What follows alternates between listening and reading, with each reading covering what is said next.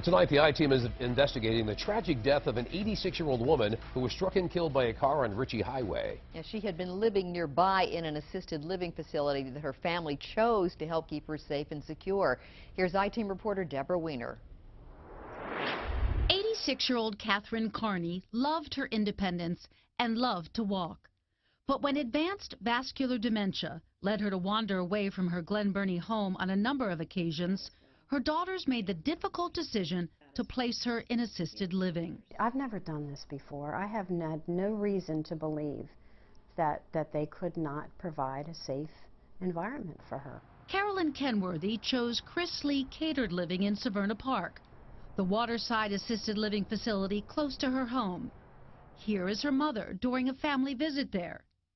And here she is just 9 days into her new home, wandering the facility just minutes before she was struck by a car and killed. A kris-leigh employee called Carolyn. I kept screaming, "Is she dead? You know, is she dead?" And he said yes. And it's just so unbelievable. The medical examiner's report revealed Mrs. Carney died from multiple injuries. It's just unfathomable to me. A report from the State Office of Healthcare Quality concluded kris-leigh failed to provide adequate supervision and security for residents and failed to provide lockable exterior doors and an effective automated device or system to alert staff to individuals entering or leaving the building. The day Mrs. Carney was killed, she was one of 56 residents at kris-leigh, half of whom suffered from dementia. Of the 3 staff members interviewed, the state uncovered 2 failed to have documentation that they completed their initial training, which included safety training and basic first aid. The report found that staff members were aware that Mrs. Carney was regularly disoriented and wandered both day and night. And in this surveillance video obtained by the I-Team, it was 4:48 a.m. on October 16th when she wandered into this stairwell in her pajamas, a short journey that ultimately took her outside to Ritchie Highway through an unlocked door. I would never wish this on anyone, never. It's been that horrible. Dr. Paul Rosenberg, who was not Mrs. Carney's doctor, is the Associate Director of Memory and Alzheimer's Care at Johns Hopkins Bayview Medical Center. He regularly warns families about the dangers of wandering. Their speed of processing may be a lot slower, so they may not be able to react when a car comes. They may not be able to properly time when to cross the street. They may be inattentive, look the wrong way.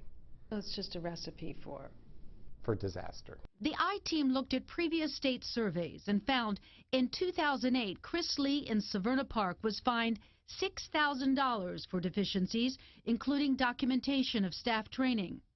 A year later, the state uncovered no automated device or alert system on any of the balcony doors in the facility. And a 2014 survey notes a resident unattended on a porch was bitten by a raccoon. The I-Team has learned she had to undergo rabies shots. State regulations allow for assisted living facilities to address deficiencies through plans of correction.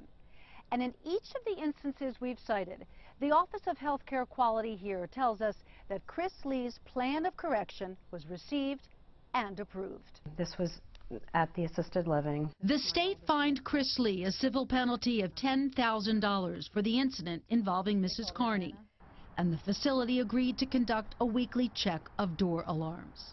I would like people to remember this story when they have to make these kinds of decisions, you know, for their parents, or even not even just a parent, but someone that needs to be cared for. Recently, Mrs. Carney's family settled legal claims against kris-leigh. The terms are confidential. For the 11 News I-Team, I'm Deborah Weiner. And the attorney for kris-leigh declined an on-camera interview, but did tell us in regard to Mrs. Carney's death that the parties involved amicably resolved the matter and that he and his client were unable to comment further. You can find more information on how to select a long-term care facility on WBAL-TV.com. Click on I-Team.